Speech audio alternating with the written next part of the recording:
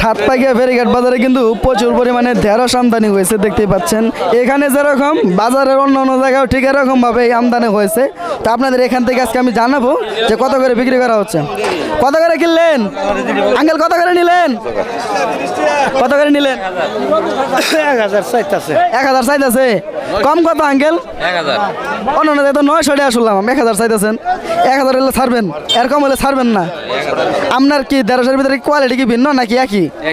একই। তারপরে তো অন্য অন্য জায়গায় 900 টাকা ছাড়তেছে, এর মধ্যে পার্থক্য আছে।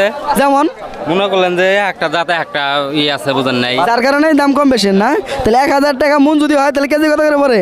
25 টাকা। 25 টাকা কেজি ধরে পড়ে না? তো দর্শক জানতে পারলেন 25 টাকা করে কিন্তু এই সাতপাইকা ফেরিঘাট বাজারে পাইকারি এই ঢেঁড়সগুলো বিক্রি করা হচ্ছে। অন্য অন্য জায়গায় কিন্তু 900 টাকা মনও বিক্রি করা হচ্ছে।